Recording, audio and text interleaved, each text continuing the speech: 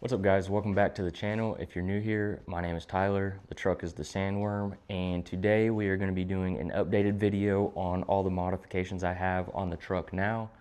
Last year I did one and a lot of you guys, maybe not you guys, but some people commented and talked a little smack on all my modifications because at the time they were just little Amazon accessories here and there. People start small with the modifications, but this year I feel like I have some real ones that we can talk about and discuss, and that's what we're going to do. So make sure you like and subscribe, and I'm going to roll the intro.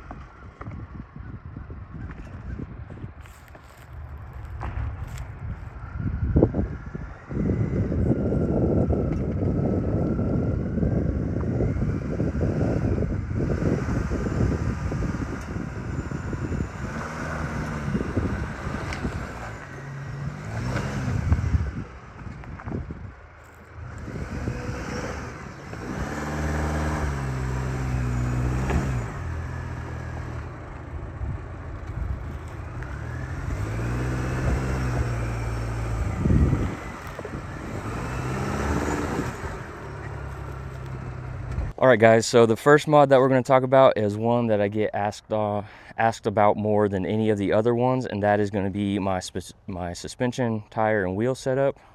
So suspension wise, we are running the stage 1 IBOC level 1 IBOC leveling kit from Level Up Suspension.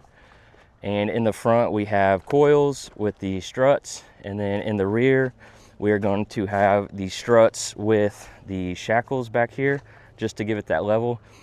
And this suspension kit is actually adjustable, so you can go anywhere from 0.75 lift in the back all the way up to 1.75, and then in the front you can do 1.75 all the way to 2.75. so mine's adjusted to 2.75 in the front and 0.75 in the back. And then for tires, I'm running 295 by 70 R18 BF Goodrich KO3s. They've been great. They've been in rain, snow, mud, rock climbing like this, trails, and they've been phenomenal. They're not even aired down right now, and we made it up this with a little bit of struggle. If I aired down, they would have been fine. But for the wheels, we have the Method 305 wheels, the fake beadlocks, and they are 18 by 9s with a 0 offset. And I have slight rubbing with this setup, but not a whole lot. Only if I turn fully left does it rub on the front, and then when it flexes out a little bit on the trails. But that's just due to when I took the front off to add the light bar, I think I bent the bumper a little bit. That's fixable. And then if you guys want to come look in this grill up here, we have the light bar from M&R Automotive, and so to get that in there, we take the whole front fascia off, and that wires up into my aux beam switch. This has actually been great. I use this as my high beam just because it's hidden. The factory aux switch is easily accessible and easy high beam switch when you need that little extra light for these county highways that have a lot of deer and stuff. And then if we look down here to kind of protect the truck on the trails, we have these Infab Nerf bars. They're not rock sliders, so they're not going to fully protect the truck, but they'll protect it a little bit. You can't put the full weight on the truck. You can't put the full weight of the truck on these like you can with rock sliders. But if you're going across and there's a rock that brushes by or something, it'll add a little bit of protection, so that's not too bad. I definitely plan to upgrade these to rock sliders later this year, just because we finally broke the truck in with trail scratches and everything. So I'm gonna do a little bit more trails before we get the paint corrected and everything. And then onto the roof, I think this is my most recent modification, and this is the Prinsu rack from CBI. And I installed this myself. You have to drill 6 holes on each side of the cab to fit this, and what are they called? They're called push nuts or something, pretty much rivets. And you stick those in there, tighten those down, and it's sturdy. It's an easy DIY. It's just really really nerve-wracking to drill into your truck. And then attached to the roof rack, I have the KC Gravity Titan light bar. This was a must-have for me just because I like the classic look, and KC just came out with these this last year with the amber running light and everything. So these are cool. I have smoked lenses right now because even with the amber running light, you still blind people, even though they're not as bright as the bright beam. And then I have the same setup for my ditch lights, KC Gravity Titan lights. And then these stickers came from Sticker Fab. Pretty much I got the closest color I could to the truck with this topographic pattern to match. And then if we head to the back, we have the back Revolver X4S tonneau cover, but this pretty much is the best of both worlds when it comes to a hard tonneau cover versus a soft roll cover, because it's made out of aluminum paneling or beams, and it rolls up like a soft roll cover, so it's protected. You can't cut through it, and I can still have full utilization of my bed when it's rolled all the way up.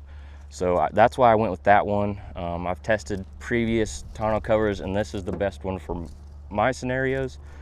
I love it, and it's been great. And then underneath the truck, we can't really see it, but we do have KC rock lights. And on those, I will say, when it comes to rock lights, I went with KC just because I wanted actual functional rock lights that were white and lit up the trails. I haven't really done any nighttime trail riding or anything. I will say there are definitely cheaper options than the KC rock lights, so I would avoid the KC rock lights if it was you guys and get something different. I'll still link these below because they're cool, and they do come with magnets, so you don't have to drill into the truck or anything like that, and wiring's pretty simple. But there are cheaper options. I would look at cheaper options if I were you guys, because they all work the same. And then on top of the roof rack, I have the Go Rhino traction boards, and I went with Go Rhino because they're the first ones I found that kind of had a color matched option for the truck. I haven't used them yet, but I do off-road a lot by myself, so that's why I got those. I know a lot of people get them for looks. I got them for looks and because I off-road by myself, so I'm sure they'll come in handy at some point. And then next to that, I just released the video on it last week, but we have the Mellopron MGS rugged case, and I took that on a 15-hour trip to Arizona. It went through rain, snow, dirt, dust. It went through pretty much all of the elements, and I had my dog's dog food. I had some camping supplies up there, all my coffee and everything, and it kept everything sealed out. There was no dust in there, nothing. I even went and power washed it when I got back, and no water got into it, so that's a great option. Definitely cheaper than some of those other brands like Roam and Pelican and stuff. I think it's like $400, and you get the Molly panels, the case, plus the wheels. And then unfortunately you do have to buy the quick release setup that I have separate, but that's not a huge deal. And then I actually have arriving today some roto packs, because there have been some trails where I got a little nervous I was going to run out of gas. So I got some roto packs so I can keep one. They're both 2 gallons. One's going to be for gasoline, and the other one's just going to be water, just to, you know, keep water. I've found it's easier to fill up one of those things with water than to go spend money on a case of water and keep a cooler iced up and everything. So that's what I've been doing. And then on the inside, there's really only modification I've done on the inside, and that's the cat skin seats. And for me, it was worth it because I had cloth seats before. But I've got those color matched to the truck. I got them to send me color samples and everything, and got the one that was closest to the paint of the truck. I mean, it's right on par with the paint of the truck. The only difference is the paint is metallic, and you can't, you know, get metallic seats. So that's what I went with. I don't have the heated option, but you can get the heated option with cat skin, and I'll link their website below. I can't link the product because they're all custom to your fitting. And then I think the only modification I really missed is the smoked out fender lights from Boost Auto right here. Those are pretty cool because you can get the smoked option. I have the white light, but you can keep these with the orange light if you prefer the orange. I kind of wish I kept the orange light because I think I preferred the amber fender lights, but they're not bad. They match with my rock lights, so I have white rock lights, white fender lights. It all matches. And then the last modification that we will talk about today is actually under the hood.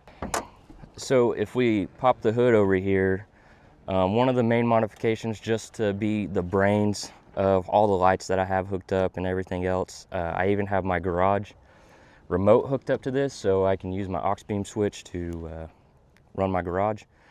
But this right here is a good modification because it runs all of my lights. Super handy, super easy plug and play. You just have one wire going into the cab to the switch panel, and then you plug all your lights into here and it runs everything. I do plan to at some point install a air compressor and have that run on that, but that's the last modification. All right guys, so that's all the modifications that I have on the truck now. Since you guys made fun of me in last year's modification video for having all the Amazon products, I had to really step my game up. But if I missed anything, let me know in the comments and I can make a video or reach out to you explaining whatever questions you have. But I love the setup of this truck so far. I've been looking into bed racks and rooftop tents and options like that, like soft toppers and a full cab, bed cab and things like that. I'm not sure what route I want to go because most of my tent camping is at one location, so a traditional tent works for me. I will say, when I met up with a buddy in Arizona, that at that point I kind of wished I had a rooftop tent because he had one, so he could pack and go on the move and hit the trails, whereas it'd take me a little longer to pack up all my gear. So that scenario, a rooftop tent would have been great, but for the most part around here in Oklahoma, I just do traditional tent camping, so I haven't really messed with the bed of the truck much yet. But if you have any questions, feel free to reach out to me. I'll link my Instagram below where you guys can DM me and stuff, and or you can email me, whichever one you prefer. And yeah, I hope you guys enjoyed the video. Leave me a thumbs up, like and subscribe, and I'll see you guys in the next one.